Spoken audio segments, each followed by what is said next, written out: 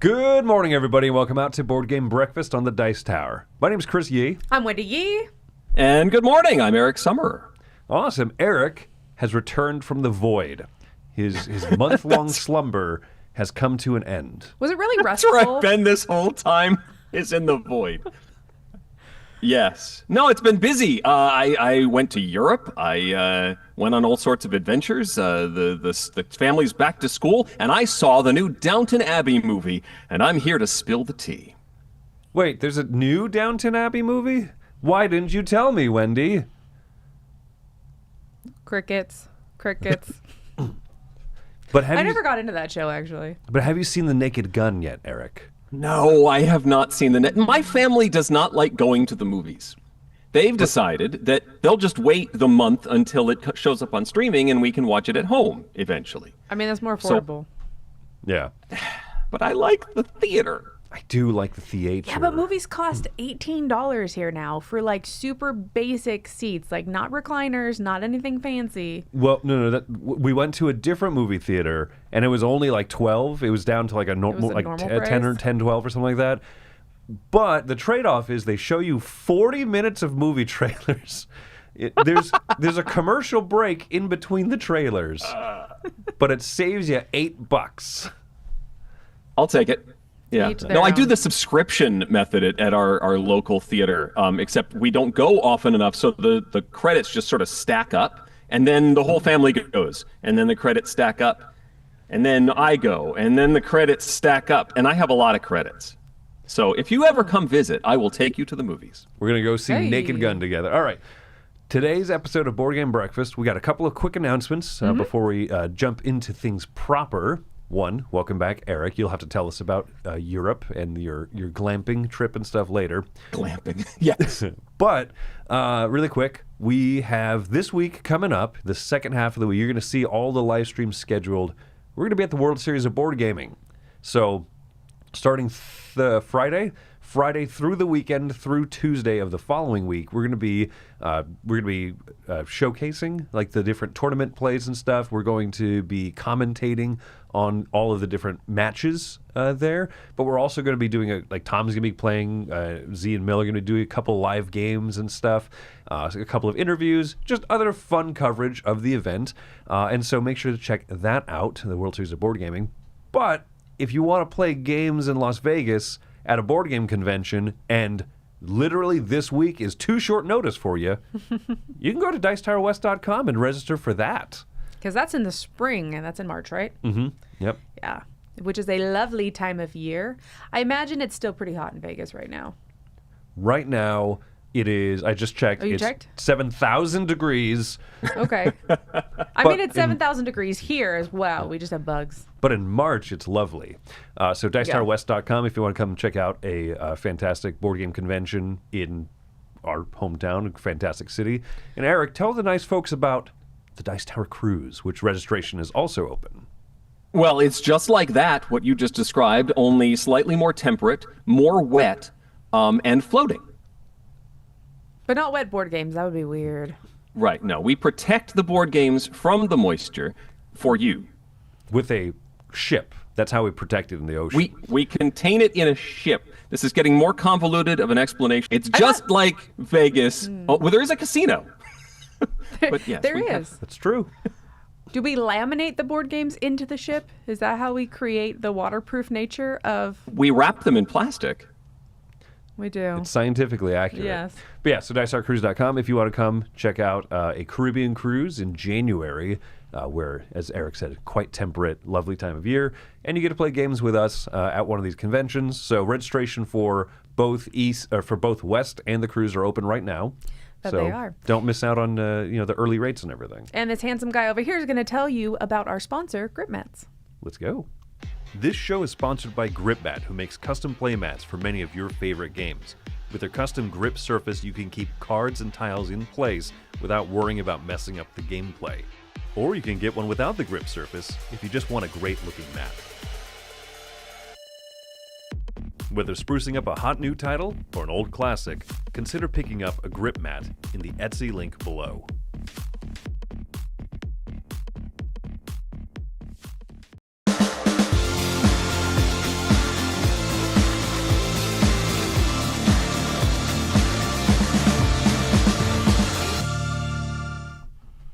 All right, this is Eyecatchers. This is where we find something that was recently announced-ish, and we just share it with you. So my exciting announcement that I came across was the Nintendo Switch 2 is going to have a specific Stardew Valley update. And it's going to be free for anybody who has Stardew Valley already on the Switch 1, so you don't have to rebuy it. And it has some cool features. The coolest feature is definitely the mouse control. So I guess the new Switch 2, which I don't have yet, maybe sometime in like 3 years. When they get real cheap, then we'll get one. But Kind I of like guess, waiting for a movie to go to streaming. Yeah, exactly. We're going to wait for the Switch 2 to go to streaming. Yeah, for sure. I'm going to get it on Netflix. But I guess it has mouse control, so you can actually like use your controller as a mouse. And that is one of my biggest reasons why I haven't done a console version of Stardew Valley. My daughter loves it. I love it, but she plays it on the tablet, which is terrible. And I play it on the computer, which is fabulous because I use a mouse. And so this is going to let us combine. It also increases it to a 4-player couch co-op instead of just 2. So it can make the 4 split screens.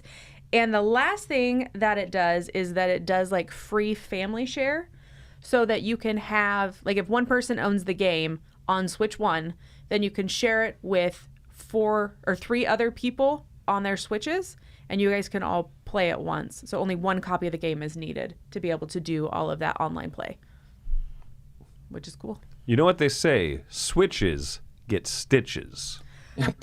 They just are so generous, this game. Like, this is not an expensive game, but I have put so many hours into this. It is so fun. You can mine, you can fight, you can grow things, you can fish, you can do it all in Stardew Valley. I still never played. I love how Wendy just ignored Chris completely there. I don't even know what he was Chris doing. was waiting to give the pun, and Wendy's just like, yeah, whatever. Stardew Valley. What was the pun? No, that was it. I was just okay. staring at the camera because... Because you could. Yeah, because I have nothing really to add to Stardew Valley. I played the board game once. It was fine. No. It was long. Also, the release date is fall 2025. I feel like we're already in fall, so I don't even know what that means. Not the video. All right. Well, all right, who's next? Let's see, Eric, sir. Why don't you go next? Sure. So my eye catcher is a new calendar from from Scott King. Scott King has been doing this calendar for a long time. He has been taking many pictures of many games over the years, and I am an old fuddy-duddy. Some might call me a dinosaur, but I've been purchasing this calendar from Scott forever. In fact, I brought visual aids because I track my audiobook schedule on one of Scott King's calendars. Look, there's a pandemic.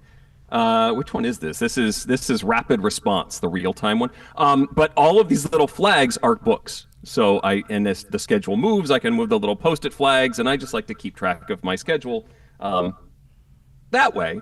And so I have acquired many of Scott's calendars, and not only have I purchased some prints from him, but I also dismantle the calendars at the end of the year. So this is a dismantled calendar from 2022. And now I've got a bunch of frameable pictures of board games that I can throw up there and put in a document frame and put on my wall.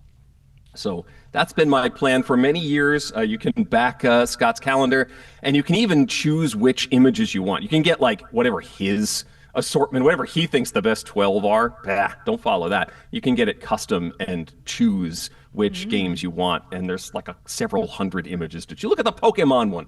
What is it? Is that just Carcassonne? What is that? That looks like Pokemon Labyrinth, actually. Oh, yeah, you're right. That's cute. Yeah. So anyway, that has caught my eye over the last few months. Nice. Although they should just make Pokemon Carcassonne. That'd be great. Wait, how would the little farmers are? So all the different meeples would be Pokemon, right? And then They're you all redraw grass the types. landscape. What was that, Eric? The farmers are grass type. Farmers are grass type. Yeah, that's fair. But yeah, you redraw all the landscape, so it looks like that Pokemon scenery. That'd be great. And instead of a windmill or chapel or whatever, it's like the Pokemon Center. And then Officer Jenny is out there beating up people irresponsibly. It's awesome. It'd be great. You should get on this, Chris. All right. Post haste. All right, my eye catcher is not the fact that on AllPlay's web store there's a certain bundle available for discount purchase, because that would be very self-serving and shill-like. Yeah, don't do that, Chris. Yes. That would be terrible. My actual eye catcher, separate from the game that I designed and that I would like people to play, is that there's a Brazilian company out there called Grok who is going to be doing a couple of versions of Japanese trick-taking games. They are from Brazil, but they're going to be later this year or at the start of next year doing a Kickstarter campaign for English language, English shipment versions of two particular games that caught my eye. Monster Trick is the first one here, so from 10 years ago, but not always an easy game to find. Actually, wait, this one's designed by Ralph Zerlind. What has he done? He done something recently. I think he did a game that was... Oh, yeah, Finca. Finca. Right. Animals Aboard, a couple of different games. Right, so that one's cool. But the one that really, I think... That one only has a 6.6. Yeah, I think that this one's on Board Game Arena, so you can try it out, right? Okay. But the one that really is intriguing to me is this one, Shock Knights with Poison. I think it was originally called... Shock Knights with Poison. Oh, the cover here says Shock Knights and Poison. Is it like electric poison? No, it's... do you see there's a little like bee or a wasp flying around this knight? Mm-hmm. So you're all these different knights, and you're playing this trick-taking game, but a couple of the cards are poisons. Jellyfish, bee, and something else poison. Food poisoning, right? Rotten sushi. I don't remember. There's the three things. But, so you want to stick those specific cards to people, try to poison them. But it's very much like Ink and Gold or Diamant, where you only bust if you get two of the same type of poison. And whoever wins a trick gets to flip over cards from this treasure deck, which also feels very Ink and Gold. You flip over cards as far as you want, kind of a thing, up to 3 of them, and you can gain treasure, and everyone else who stays in can also get treasure from that treasure deck. But at some point, you might flip over the second jellyfish poison. Boom, you're out. You lost everything this round. They do say it's the second bee sting that gets you in real life, right? Yeah, it's That's the how it second works. bolt of lightning. That's just science. Yeah. So What anyway, is it? You're more likely to get struck by lightning if you've been struck by lightning already. there's Like something your weird odds about greatly that. increase or something of being struck again. Yeah, I mean, once you get struck by lightning, you wear that honorary medal, which is like a pole 20 feet in the air. Yeah. It's weird, but I think it's a hat, actually. I was close. It's a But Final anyway. Destination thing. That's the plot of that movie. Yeah. Oh, So if you want to play Final Destination, the board game, it's Shock Knights with Poison. I've been playing a lot of Zelda Tears of the Kingdom, and so you say shock, and I just think of shock fruit. Oh yeah, Like that's definitely what I was imagining. yeah. This is Or a having cool... to hide all your metal items when you start vibrating and Yeah, the thunderstorms coming to town. Yeah. Yeah, you're like, oh, this metal sword. I'll just put it in my bag, and now I won't be. And then it's fine. Okay. I love when video game like sort of science, but this is a great game here. Shock Knights with Poison, and it's a wacky trick taker. But I'm excited that more people will get to try this one out because I think it's neat. Cool. I just think it's neat. So we're gonna jump here to some contributors, and then we'll be back with our top 10 list. See you in a minute. Happy breakfast, everyone. Today I'm going to talk to you about Animal Kingdom. This is the brand new expansion for Earth, and it's a prototype, so, take everything I say with a pinch of salt. This is a awesome little expansion that adds animals. Well, yeah, the name is kind of on the box. The animals give two things. On one side of their card is a global parameter, the other side is a player ability. So at the start of the game you will draw one global effect, and that will trigger once per round. Basically at the end of a round between the final player and the starting player it will trigger. That could be one of many different effects, 36 different effects, sometimes giving you a choice, maybe spend one sprout for some soil, or 2 sprouts for more soil, that sort of thing, or different ways to score points. And then you have the other side, where at the beginning of the game you'll be drafting some animals and then picking 1 or 2 based on if you're going for a beginner or an advanced mode game. And, well, these are then abilities just for you. You get the animal meeples that represent them, and, well, they'll either jump onto a card in your tableau, or maybe move around your tableau to sprout things up or even eat the canopies off some of your growths. I like the fact that it just makes you a little bit different from everyone else around the table, and it gives you the sense of an even bigger turn, as I'm going to be triggering 1 or even 2 animals' abilities as well. I think they combo really nicely together. I think it works very nicely with the Abundance expansion as well, if you've had a chance to dabble with that. Overall, I think Animal Kingdom is a great addition to Earth. I've had a lot of fun with it. But there you have it, that is Earth Animal Kingdom. I thought I'd let you know a little bit about it. Let me know in the comment section below if you're excited for it, and until next time, enjoy the rest of your breakfast. This is a segment where we take a look at a board game based on an IP, and I tell you the IP and the mechanisms match. Today we're looking at WWE Road to WrestleMania. So what you're going to do is you're going to shuffle up this deck of action cards. You're going to put it right here. Everybody will start here on the very first spot, and you'll have your little pawn for your color. On your turn, you're going to flip over a card and do what it says. Move forward 3 spaces because Stone Cold said so. 1, 2, 3. Next player will go. Successful victory with the ladder match with Razor Ramon. Move 4. 1, 2, 3, 4. You tingle with Jake the Snake. Lose a turn. Yeah, it has lose a turn now. The other thing is if you land on these stops right here, you immediately go down. Some of them, like the Macho Man, he'll actually make you go backwards. If you ever get stuck on the Piper's Pit, you lose a turn. Ultimate Warrior will have you draw an extra card. But the goal of the game is to get all the way here, and if you're the first person to get to the end, and you get to go to the WrestleMania match, you will be the winner of the game. It's shoots and ladders. I mean, you hit Ric Flair, boop, you get to move 3 extra spaces. That is the entire game. Here we are looking at another wrestling game. I don't know how these always end up coming into my collection, but this one is probably the worst of the bunch. This is probably the worst game I've ever seen. It's shoots and ladders mixed with Candyland. Does that entice you at all? It's also for preschool-age kids. And why they have the Ultimate Warrior and Roddy Piper and Bret the Hitman Hart. Do preschoolers know who those people are? Maybe if they had Roman Reigns or somebody on it, they would be able to identify with these people. Do you feel like you're on the road to WrestleMania? I mean, there's little things that they tweak on here, and I'm going to give them a little bit of leeway here. You start the Royal Rumble, and you all go all the way through the WrestleMania, and you have to beat people and lose matches in order to make the WrestleMania. Not really. You really just win the Royal Rumble, and then you get to go to WrestleMania, so why are you doing all this stuff in the middle in order to be the first one to make it? That doesn't make a lot of sense. It'd make more sense if, like, you were winning the Royal Rumble, and then you got to go to WrestleMania. I guess that would make sense. So, no, the theme, the IP, what you're doing in the game, the reason, the age group for the game, and the wrestlers that they pick, nothing makes sense. It's almost like this was like a random AI generator, and this game poofed out, and then they started to sell it because people will buy something because it says WWE on it and it has a license on it. One of the worst cash grabs I've ever seen. Nothing to see here.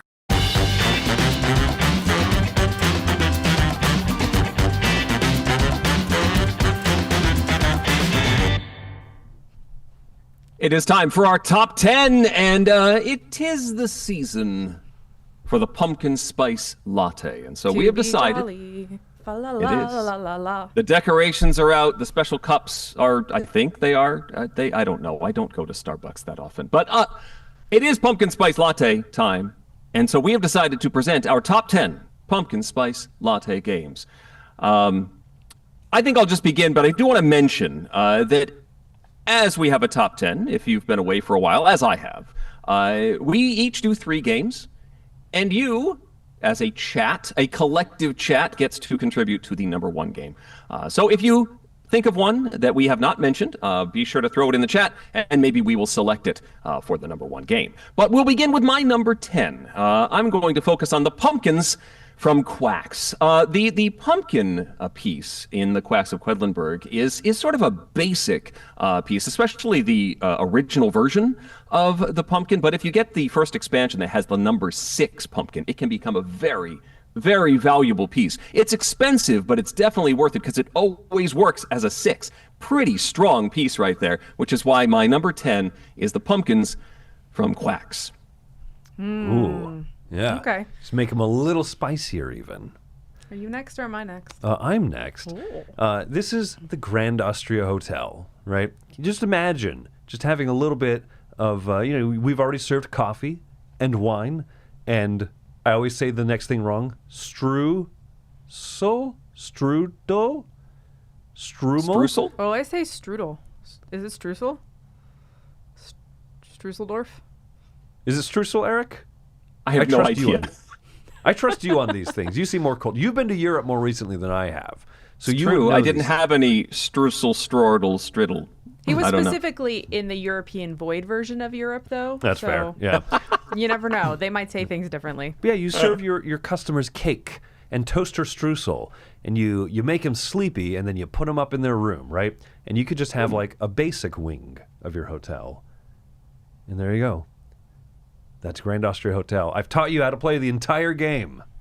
What does the pumpkin spice have to do with it? You just spice up the cake, baby. Spice up the wine. Pumpkin spice wine. That's what Europe's all about. Oh, I thought you were like adding pumpkin bread, like adding another thing you could give them. Yeah, you absolutely could. Okay. Right. You're just making the streusel taste pumpkin-y. Or yeah, you could just ruin the stuff that's already in the game. Or you could add a new like fifth customer service fulfillment thing. Okay. I'm smelling what you're stepping in. Yeah, Grand Austria Hotel, number 9.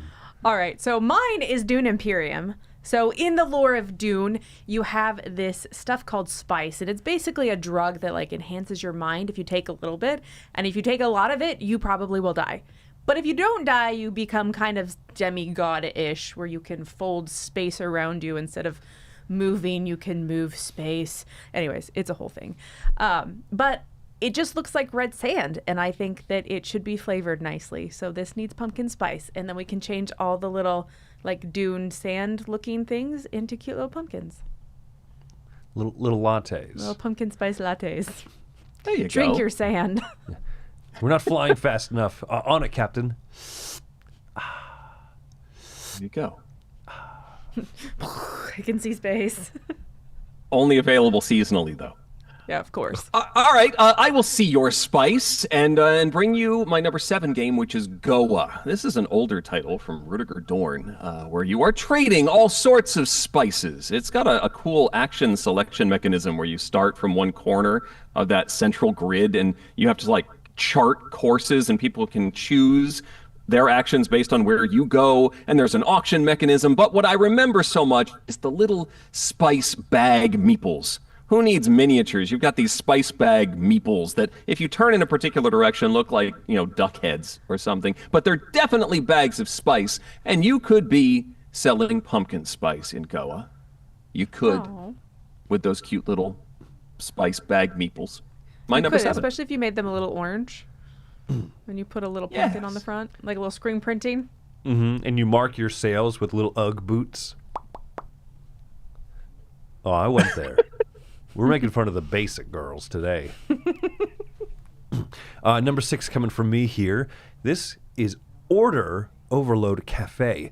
If you haven't played this game, this is a really neat one where it's kind of a memory game. Everyone's dealt a few cards, and you look through it, and you have to remember, like, iced latte. There's English and Japanese on it. This is an oink game.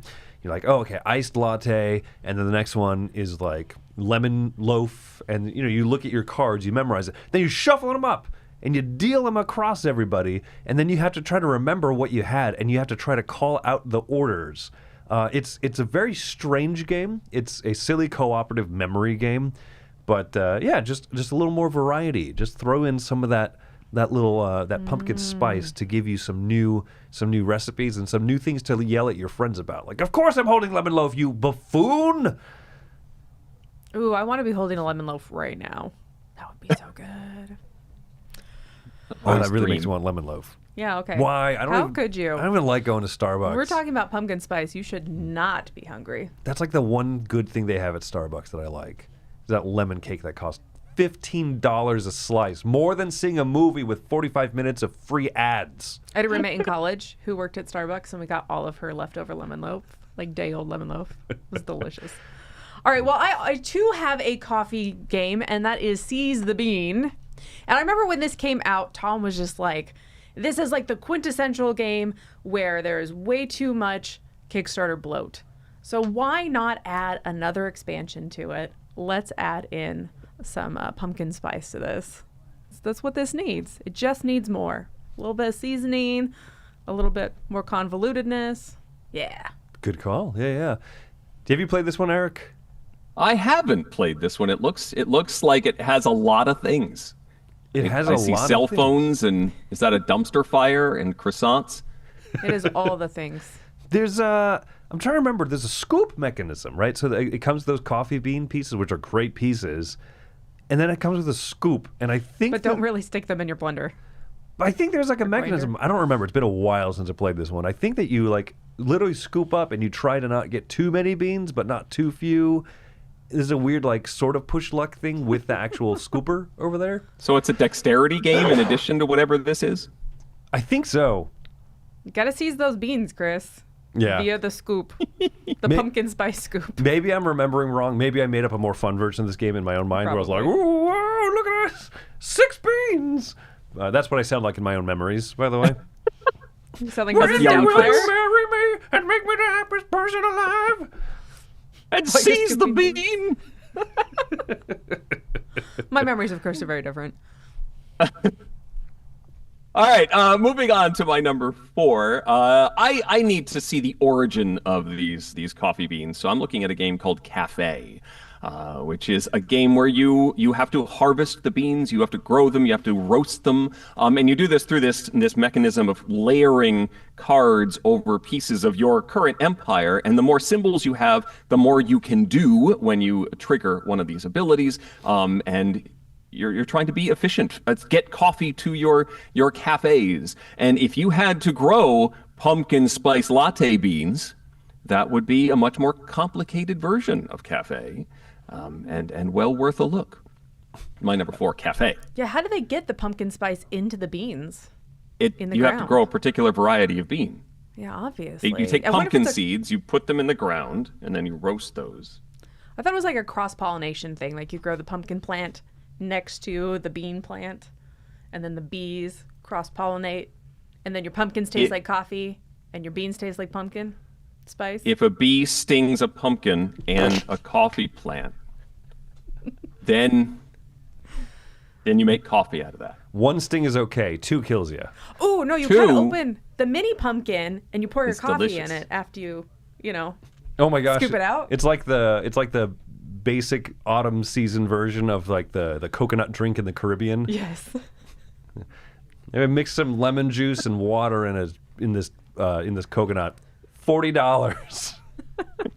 Serving you coffee in a pumpkin. I'm not crazy, right? Pumpkin spice doesn't actually have any pumpkin in it. No, it's the spice you No. use in pumpkin pie. Yeah. It's just Okay. a lot of cinnamon and nutmeg and stuff. Yeah. No, but I still prefer Cloves, I maybe? still prefer our version where we're actually just growing pumpkins and like chopping them up into spice. So That's how it works, I think.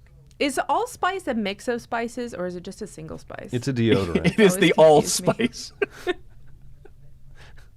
Okay. Anyway, getting back on track to our completely unnecessary top 10 list here. No, this is important. The people wanted this, Chris. Number 3 is one I can't believe no one thought about. Okay? Not just Catan, but Catan Chocolate Edition. The actual board game you eat. I remember hearing about this coming out, and I was like, that's not real, right? This is like an April Fool's thing. Can you imagine shipping this to anywhere warm?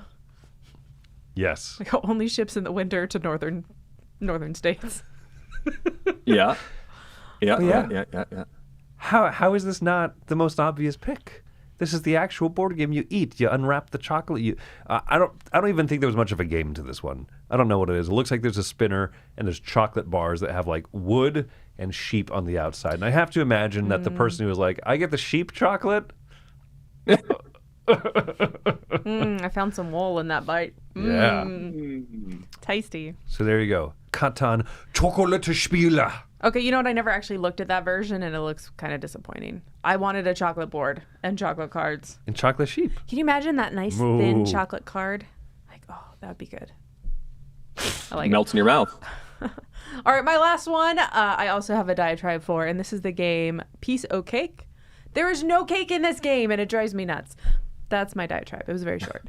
However, because it's all pie-based, then why not add pumpkin pie spice to this pie game? I see this as like being a wild. So in this game, you're trying to like connect up and get pieces of the same kind. So you can get, is it like majorities? Is that what you're going for? Yeah, you want to Yeah, have you're the going for most. majorities, right? Yeah. So, anyways, if you have like little wild pumpkin spice things that you can stick in places, then, you know, pumpkin goes obviously with your current pie. Current pumpkin spice. Stick it together. It's a wild. So Works for me. So pumpkin pie is wild pie in your mind. Yes. It counts as anything. It counts as any pie. I can't argue with it. That's my plan. You must have a crazy Thanksgiving. I actually don't really like pumpkin pie. For someone, I actually really hate pumpkin spice, like everything except for pumpkin pie. Pumpkin pie is just hits Well, my that actually heart. has pumpkin in it. Yeah, maybe that's the part I like, but I don't love pumpkin bread. I don't love it when it's overly spiced. Anyway, See, I'm the opposite. I really enjoy, I enjoy like baked goods that have pumpkin pie spice in it. that are baked inside of a pumpkin, we know. Yes, but I don't really like pumpkin pie. Like pumpkin bread? Pumpkin chocolate chip cookies? Oh, so good. So bread? looking at the suggestions in the chat, I am tempted to go with Mike Heller's suggestion of food chain magnate, the Starbucks expansion. But I will go one farther back to Ed McLean, which is something we actually discussed in off air, and none of us actually chose it. Yeah. Century Pumpkin Spice Road. Good It job, is the Ed. obvious choice. Good And- job. Oh, Yeah, he's got none another of us- puffin. None of us picked it up. Puffin Puffin spice road. spice. Puffin Spice. Didn't No, work. that don't get a Puffin Spice latte. That's not. No, no, don't Lost do it. that. Yeah, I You don't know don't how want none of that. us actually ended up picking that one. That was the one that was like, should we actually do this list? This sounds like a terrible idea. And we're like, I don't know, Century Spice Road, right? There's games that this would work for. So thank you, Ed, for fixing the error of our ways. That's right. And thank you, Chad, for just being here for it. All right, we're Saving gonna us. jump to some more contributors, and we'll be back with our old school game. Beard here from Rolling with the Beard, and I love board games, especially when they have really cool components to them. And I really enjoy games with nice tactile feels, games that come with big chunky tiles or chips, and that just feels satisfying to manipulate and move around the table with your hands. And that brings me to Soros. Soros has some of the thickest, chunkiest tiles you will see in any board game. They're so thick and just feel great in the hands and make a great clacking sound. However, you do need to be careful when you dump them out on your table because they are pretty beefy. Soros is a trick-taking game, and players will be playing tiles from their hand and using them to try to win tricks. However, Soros is a trick-taking game with a twist. One player, the lead player, will play one of their tokens in the center of the table, and in a typical trick-taking fashion, the other players for the most part have to follow suit, and then the strongest dinosaur wins. And the winner of that trick gets to take their own tile, and they get to take the tile of another player's. But here's the twist, those tiles that you play, you will likely get them back, and then you have to figure out how you want to place them on your playmat to optimize your score. Because it doesn't really matter how many tricks you win or lose in this game, it's all about the tiles that were played and the tiles that you received, and the way that you organize them on your playmat. And each one of the tiles has a different scoring criteria on them. Such as, players will score points for teeth, but players will score more points if teeth aren't touching each other. Players will score points for pairs of footprints, but you won't score points if there's just one footprint, or if there's 3 footprints. And players will score points for eggs and bones, and you want them touching each other. But all of this is done while handling these magnificent tiles. So congratulations, Soros! Your tiles are Beard's Components of the Week.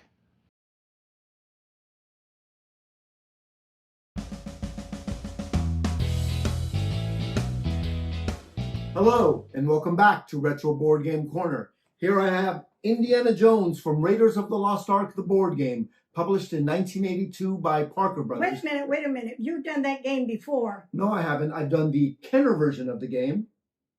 Get that off my face. Isn't it the same game? Not quite. Let me set this up and show you how it works. This is what the game board will look like set up. You're going to shuffle the 4 piles of cards and put them on their respective spots on the corners of the board.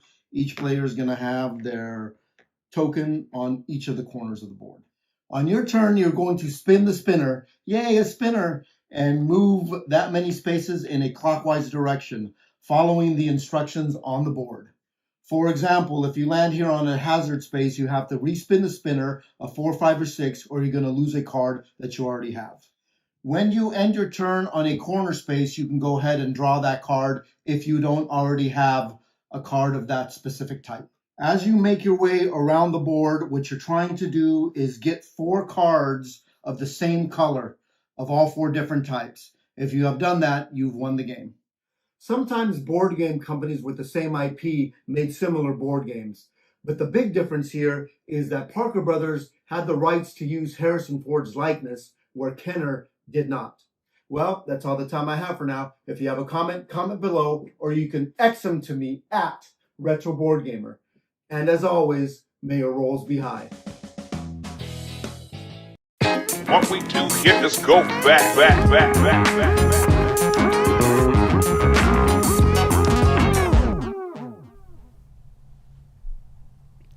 Hello, it's time for our old school game. We are going to talk about a game from the not so distant past, or maybe some more distant depending on what direction you're talking about, which version you're talking about. We're talking about Robo Rally.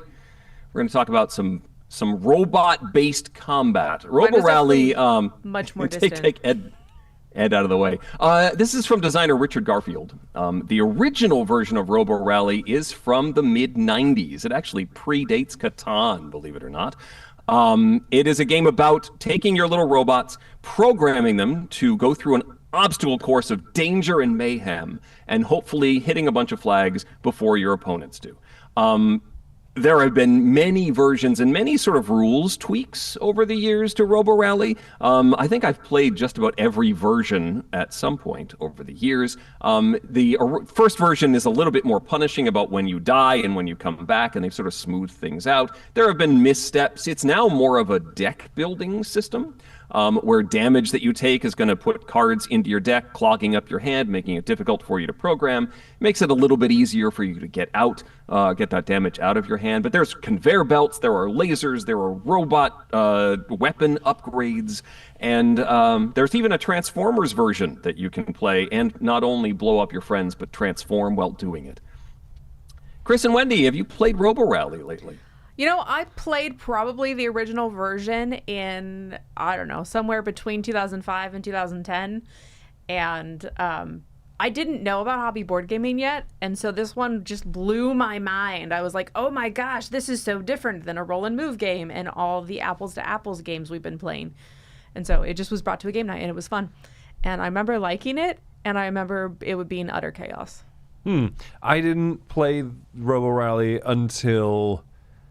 I think the first time I played it was actually this Transformers edition, and we did a live play of it on the channel like a year and a half ago. Year and a half ago. That was the first time I think I'd ever played Robo Rally, honestly. And I think maybe I didn't appreciate it as much because of the Transformer part of it. Was it pasted on? Not pasted on, but I didn't feel... I don't know. It felt weird being like, I'm going to transform now. Why? I don't know. I move slower. I can shoot like one more space. It was something, it felt too minimal. But the actual idea of Robo Rally itself is, it's fun, goofy silliness and stuff. Not a game you need to take seriously. No. What is you'll get the upset. League of Legends programming game? Oh, Mechs and Minions. Mechs versus Minions. Yeah. Do you have a preference between the two? Because they're both robots you program. I guess they're not robots. They are. This one's more pure, I think. I do like the fact that Mechs vs. Minions is cooperative and has the upgrading aspect of the powers that you're choosing. I don't necessarily like the speedy drafting of Mechs vs. Minions. I know you can just not play with that and make it a little bit easier. I like this one's a little bit more thinky. You've got your hand of cards. You can sort of dance around a little bit and figure out when, and all of your best laid plans will then be ruined by the person next to you who pushes you into a pit. It is silly fun. I really like how Robo Rally here says re-implements Robo Rally. Re-implemented by Robo Rally. I think they put a space in between in the name. I think the original is called Robo Rally, one word, and that's why there's some confusion over which version is which. Yeah, that's where you get into trouble. Look at that. Robo Rally 1994. Can we look at the 94 game? That's what was up originally. Oh, it was? Okay. And then 2016, whereas Robo Space Rally pulls up the 2020 23 edition. But also has the It's 2016. confusing. What? The nomenclature. There's no standardization I here, know. Look Eric. at, that's the 2016 one. That one is that people consider that one to be not as good. Yeah. It's just a little bit. It's a little smaller. Like the boards aren't compatible. If you buy that version and try and mix it with your other editions, it won't work because the squares are smaller. At least the current version can work with older editions of the game. I actually have it all in one box now. I just have stacks of boards from 3 or 4 different versions of the game, and every version of Twonky you could possibly have. Was the 1994 version in a coffin-shaped box? Do you remember? I feel like my No, memory it was. says I mean, was. maybe a slightly larger and flatter version of the Ticket to Ride size box. I think it's a little bit bigger. But I don't think I've ever seen it in a coffin-sized large rectangle. I'm probably sort of just thing. making up memories in my head. I'm really good at that. Maybe. Even the special Acquire, edition no. one is just a taller Ticket to Ride size. Because Yeah. like now the memories in my brain have Chris talking like Mrs. Doubtfire in them. It just magically happens. Hello, don't scoop too many beans. What I'll say is, I think that Renegade Games, I've given Renegade a lot of grief. For the last few years, I was like, oh, they're just kind of, pumping out like every Power Rangers game that they possibly can, every Transformers game they possibly can. Some of their reprints recently have been really, really good, actually. I think like the Nexus Ops reprint, the Robo Rally reprint's pretty good. The Anniversary box was maybe too big, was my biggest complaint about it. But if you're one of those people that wants the Anniversary box, because like Eric, you have a stack of maps from across different editions, maybe that's why it was as deep as it was. But they've been doing a pretty good job with their reprints. I think they've been treating them pretty nicely. Yeah. That Anniversary box was very, very tempting. And in fact, I think it got sold at the flea market at Dice Tower East. I almost made an offer on it, but I held back. Wow, look at you. Okay, so serious question then about this game, right? What is the most number of maps and target points you like to play with, right? Because the game can be pretty short if you play with like 2 objectives, Yeah. right? You have to program your robots to move over here, and then they have to come back over here. That can be a pretty quick game. Or Yes. Yes. So I like to, in my ideal world, if I'm playing with people who know it well enough that the game's going to move, at a good clip, I like to have 3 boards. The first one, I have like one that's a transition board, maybe with some conveyor belts going around. So there are no flags on that board. And so you have to go all the way across to flag 1, and then back to flag 2, and then all the way across to flag 3. That's about it. 3 flags, 3 boards. That's the length I'm willing to go for. okay, what's the longest one or the most points you have played? Yeah. I think I've tried a 4-board and 4-flag game. And yeah, when it gets past 2 hours of Robo Rally, that's too much Robo Rally. And then also you have the possibility of somebody that just takes off. They get out ahead and then you just never catch them. And so you need to have that crisscross point that forces everybody to interact in the middle. And then you have the chance of maybe knocking the leader into a pit or something. So Okay. Yeah. No, that's a good point. Doesn't it come with like 6 flags in the game? Or am I just thinking of the theme think park? 6 sounds right. 6 or 8. 8 is ridiculous. That don't. No. 3 or 4 at the most. Oh, I just realized that this particular picture has... 3 flags on it. Well, no, it has Eevee. Oh, this is a custom robot set. Yeah. This is a Yeah. Wally set. That's cute. I would play a Wally set. I don't know why, but that just makes me happier for some really dumb reason. Maybe it's just I the think fact it's that... weird to have Wally shooting people, And but they have an that's all Altoids right. can with all of their pieces in it. Yep. Oh, that'd be so clanky every time you move the box. It would just like clank around in your Altoids can. Oof. Oh, man. All right. Well, there you go. I don't know. Any other closing thoughts on Robo Rally? No? Are there any bee stings in this one? Only one, and that's fine. That comes with the pumpkin spice expansion. Yeah, I don't know. It's one of those games I'm not like in a huge rush to come back to, but I think especially if I were to sit down with you, Eric, I could see myself having a lot of fun. Mostly because I don't even know if I'd go for the flags. I would just be like, how do I knock Eric into a pit to hear him go, "Whoa!" No, then you end up I in the have void friends again. who play that way. Yes. Let's just get every weapon possible and knock Eric off the board. I'm joking, by the way. Don't actually play that way. Try to win the game. But if you have a Agent of choice Chaos. of a way to get to a flag that does cause Eric or does not cause Eric to fall into a pit, you know, that's where you make that choice, I think. There you go. Oy. All right. Well, good discussion there. So like we said at the beginning of the episode, if you want to come play games with us at a convention, if you want to meet Eric in person outside of his little, I always point to the wrong direction, outside of his the little bubble box that he lives in, then Eric, are you coming to both Dice Tower West and Dice Tower Cruise this year? I should be at both, yes. And I'll be at Essen as well. Oh, you'll be at Essen? Exciting. I will be. Ooh, that's Well, exciting. that's more affordable for some people because they already live. If you already live in Europe. I was just in Europe. Yeah, You why, were. why didn't you just stay there until Essen? I You know think how much- Kenny might have suggested that. Why don't you just stay for the next month and a half? And It's cheaper. That's it a would lot be cheaper than for trying me. to pay for flights, right? Yes. Yeah. Oh my! I considered it. I was in Amsterdam. I was not that far. I could have just driven that way. DJ Dan in the chat says, "What about a Muppets version of Robo Rally?" Ooh. Oh. There was a Mario Kart style Muppet Racer game that existed at one point that I Really? was very into. Yeah, it was a PlayStation game. Yeah. Okay, I said we were about done, but hold on, we need to look this up. What is this?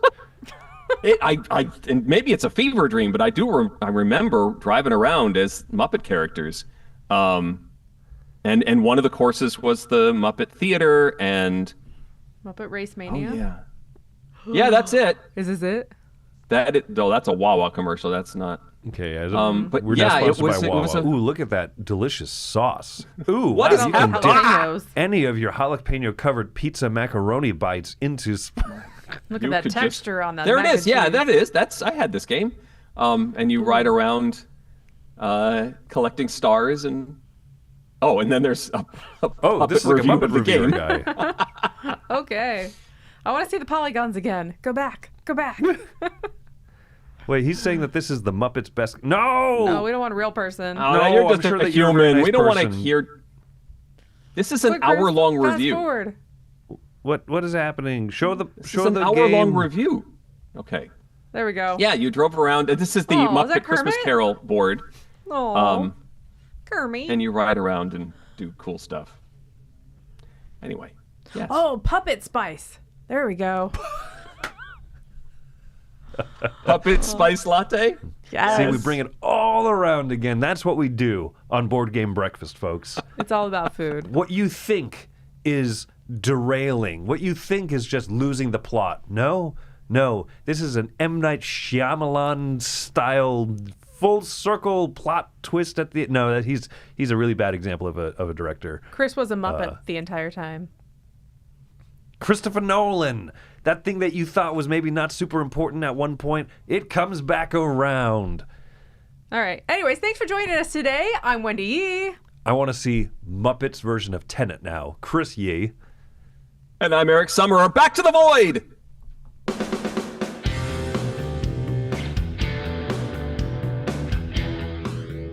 Hey folks, thanks for joining us for that video. If you haven't yet, like the video, subscribe to the channel, and hey, make sure you check out what's happening where I'll cover an app on an iOS or a Switch device, and you can check it out along with me. Thanks very much.